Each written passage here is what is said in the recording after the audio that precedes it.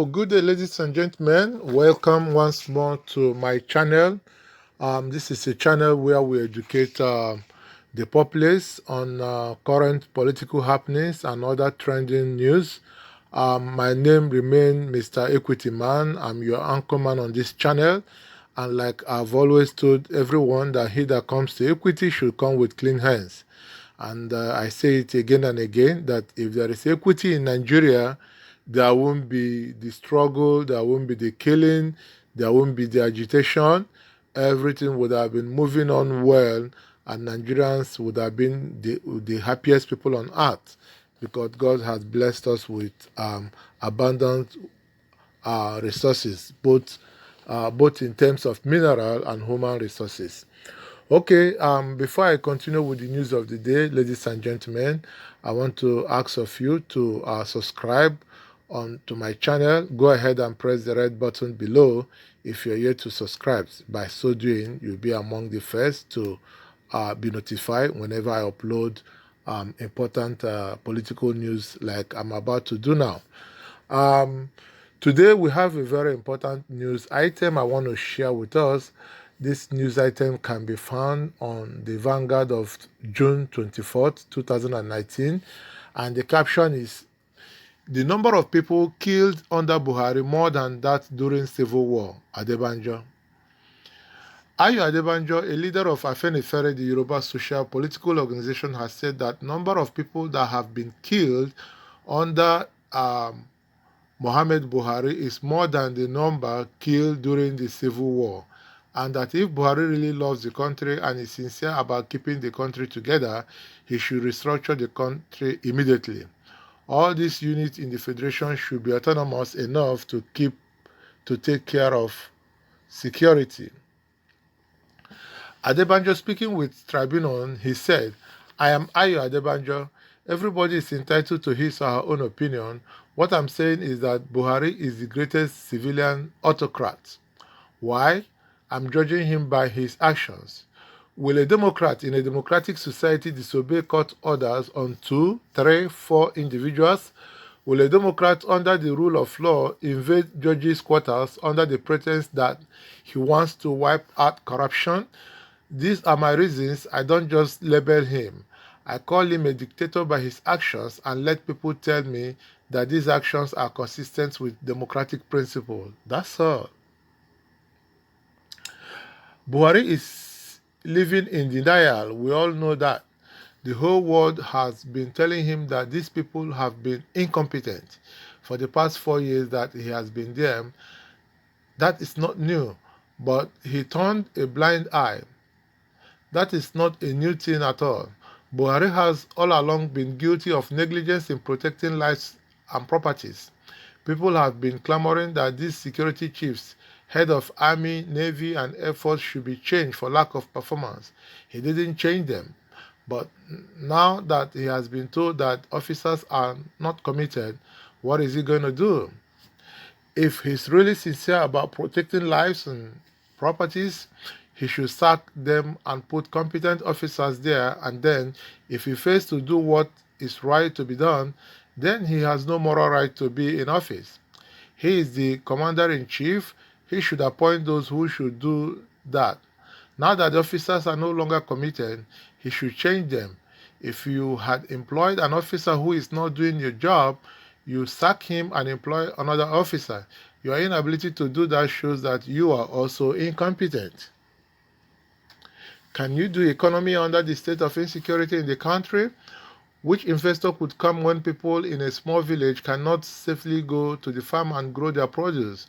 And when people can't move from one state to the other without the fear of being kidnapped? When people can't move safely without armed robbers attacking them? When people can't live in their villages without Fulani herdsmen raping their wives? These are issues in the country which Buhari has not even said a word about on Democracy Day. We don't know what Nigerians have done to make us deserve a man like Buhari. The number of people that have been killed under him is more than the number killed during the civil war, and yet the man still has the effrontery to be telling us the security is all right. On restructuring, no other solution than we restructure this country. I'm one of those who believe that if we keep on talking about development, we're just deceiving ourselves. Now the police, the army, and everybody are now saying you should have state police to counter insurgency. State police is one of the ingredients of federal system. Unfortunately, some of the well-known and well-knowledgeable governors in all Progressive Congress, APC in the South, are now saying we have not all agreed because some people cannot afford it. I'm ashamed of the governor who said it because I know he is knowledgeable enough to know that the question of state police is not a question of financial viability. It is a sine qua non of federalism which we are clamoring for. And there is nothing like restructuring other than that. Under restructuring, you have your own autonomy. You rule yourself, and when you're talking of financial viability, the moment you bring in state police, all the votes the federal government has been using for the police could be devolved to the states. You don't need a crystal ball to know that. And for a knowledgeable governor to be telling Nigerians of our own age that with all the professors and legal luminaries that you have around, it's a shame. It's not a question of anybody doing us a favor. If this country wants to stay together, we must stay together under a constitution that is acceptable to everybody. And that constitution that is acceptable to us has been decided at independence by the founding fathers. It was the military that destructured Nigeria. That is why we are in this trouble. That is why we say restructure the country, go back to where you met us, and all these problems would not be there. It is the excess money in the hands of the federal government that make it easy for it to spend money where it is not necessary. This thing is simple. They are just making mountain out of a molehill. Well, ladies and gentlemen, that's the end of the story.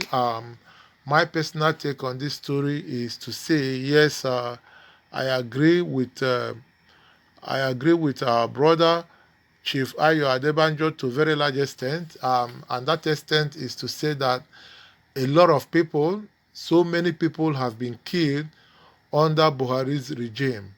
So many people, thousands and thousands of people have been killed.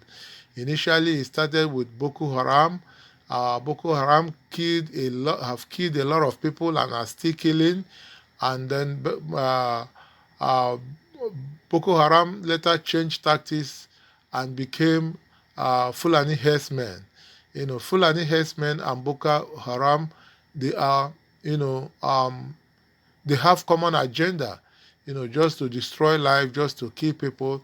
So yes, to that extent, I can say Chief Ayo Adebanjo was right, or he's right when he said a lot of people have been killed, but not to say that the people that have been killed are more than the number of people killed during the Civil War. That I do not agree with you, sir. During the Civil War, both local and international observers put the figure at over 3 million people were killed. And these 3 million people were mostly from one ethnic bloc. These were of the Biafran people of the old eastern region. Over 3 million Biafrans were killed during the Civil War. A lot of people have died under Buhari, I agree with you, but not up to that number.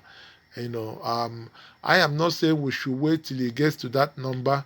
In an ideal state, in a state that is alive, the death of one citizen, makes the president to make a pronouncement, makes the state to stand as still, make the state to carry out an inquiry. The state of up to 10 people in an ideal state, in an ideal country, can cause that country to call for a state of emergency.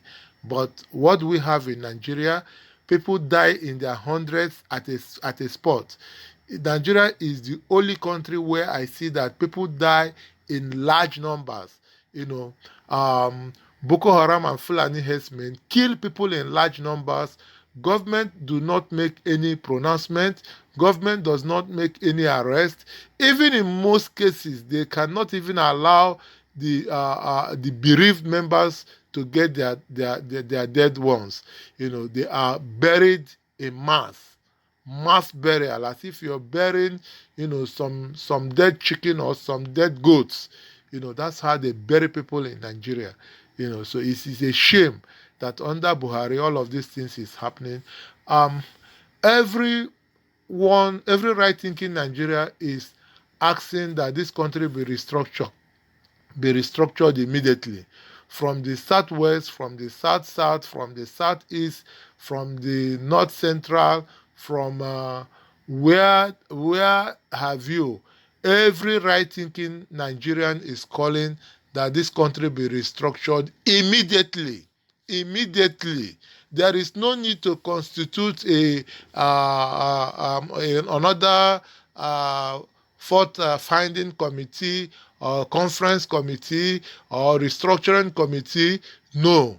All that are needed to restructure this country, the government have the information, a lot of research, a lot of findings, a lot of confab have been organized, and they have all the information to do what is right to save the life of Nigeria.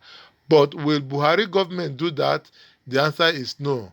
And alas, he is busy, equipping and empowering both Boko Haram and Fulani herdsmen to overrun the country. For the army to be saying that they are overwhelmed and their morals are low, that is to tell you to the extent that um, the country has fallen apart.